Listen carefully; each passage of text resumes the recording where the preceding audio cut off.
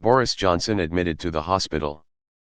Day 9 to 10 is where some patients developed sepsis and ARDS, likely a precaution since he's not recovering. Graph below illustrates the progression of the disease. https://ars. lcdn. com/content/image/1s2. 0s01406736203056663gr1_lrg. JPG. Source from The Lancet. https://www. ScienceDirect. com/science/article/pi/s0140673620305663. Clinical course and risk factors for mortality of adult inpatients with COVID-19 in Wuhan, China, a retrospective cohort study.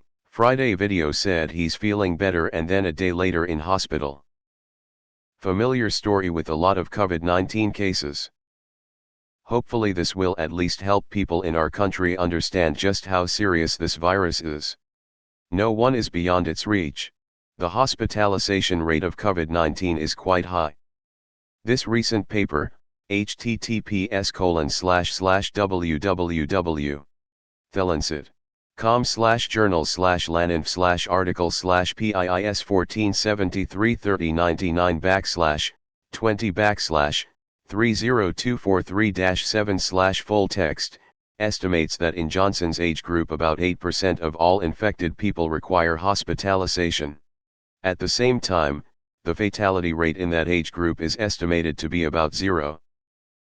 Prime Minister Boris Johnson has been admitted to hospital for tests, 10 days after confirming he had contracted coronavirus. Sky News understands Mr. Johnson still has persistent symptoms and a high temperature, and was taken to hospital on the advice of his doctor. The admission is said to be a precautionary rather than emergency measure. Edit. Yet I doubt any government would outright admit if their leader's condition had deteriorated severely. At least not right away so as to not destabilize things. Hopefully it really is just a precaution though. They probably were doing basic tests already, or collecting samples, in Downing Street. It is a bit ominous that it is a test needing to be done in a hospital. Oxygen levels. My father and his partner were both ill for 10 days before being taken to hospital. He is currently recovering but she is on a ventilator having a bumpy ride, and had underlying health problems. Though she has improved slightly today. They are both 60. An American here with very little knowledge of how the UK government works. If Johnson dies in office, what happens afterward? Who takes over? Is it immediate or is there a vote within his party to replace him? Or is there a complete and total public election? While I disagree with his politics, I really hope he gets better soon. Maybe this will be a wake-up call for those that still believe this is a hoax. If it kills a world leader, it absolutely can kill you. You're not going to get better care than the UK's PM. Asterisk edited so that people will stop messaging me. Please go do something else with your life other than correct grammar on an off-the-cuff Reddit comment. A shame that the positive, calming message of the Queen loses its effect with this breaking news. I think she gave the kind of speech people need to hear in times of a crisis, but finding out the PM has been admitted to hospital sinks the hope a bit. I hope better days come for the UK, and the world, of course, soon. Shit. I want a thick of it season dedicated to Brexit and Corona. Malcolm Tucker trying to sort everything out all cranky.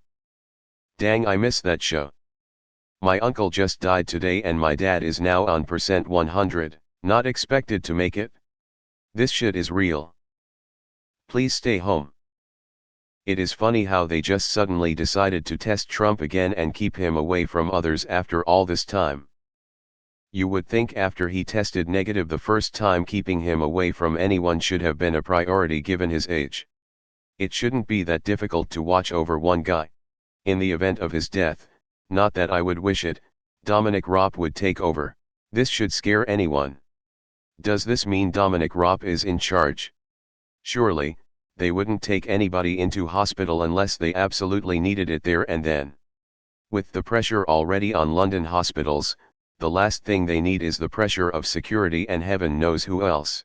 From the little that leaks out, London hospitals must be the last place you'd send anyone who isn't in dire need for fear of them picking up whatever they haven't already got.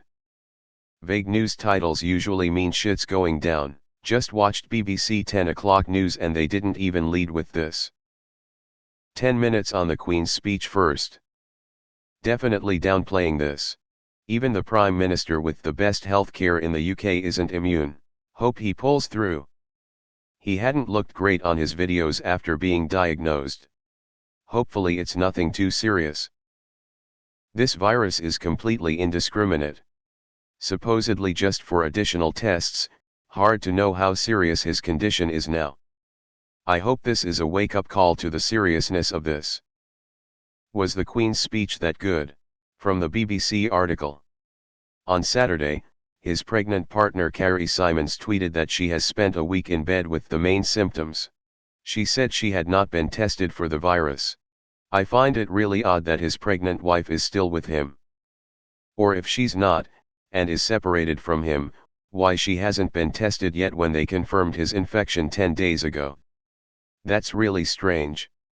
I don't agree with the bloke, but I wish him all the best.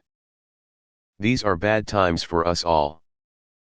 I've pretty much always hated Boris Johnson, but never enough to wish him actual harm. I sincerely hope he recovers soon. Meanwhile, hopefully having the PM hospitalist will be the wake-up call that finally reaches the idiots flouting the lockdown and distancing orders or claiming it's just the flu. The Times are reporting that he received oxygen treatment after arriving at the hospital. Source: https://Lewis_Goodall/status/1246958631632896002 s=21. The day of feeling better is a very common theme in the case histories I have read. I'll be terrified if I get it until about a month after my last symptom. Was wondering why I haven't heard of him in a while. GP Dr. Ellie Cannon said that still being ill at 10 days is probably a red flag if he still has symptoms, adding, "Until you are fully better you are not out of the woods." The flu also has you have symptoms for 2 weeks occasionally.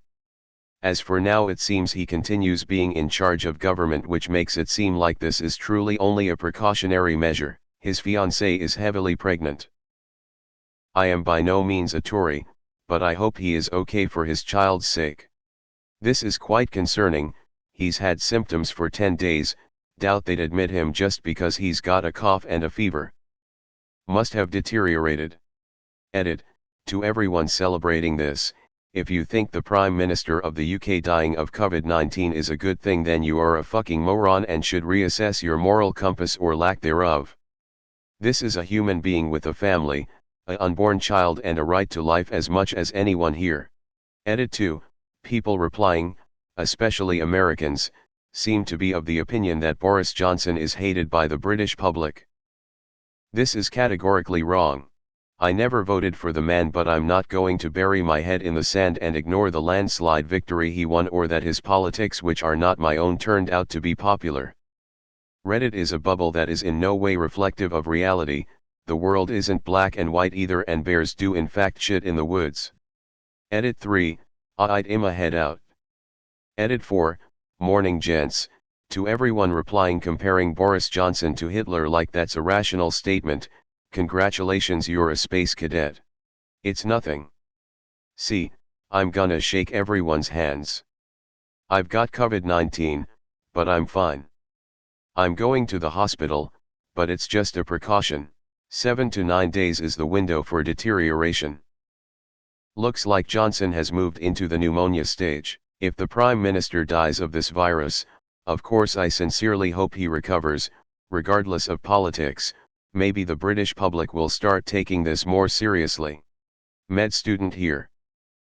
It is highly unlikely that he was admitted for mere testing or precaution. These are vague responses and don't represent a real reason to admit.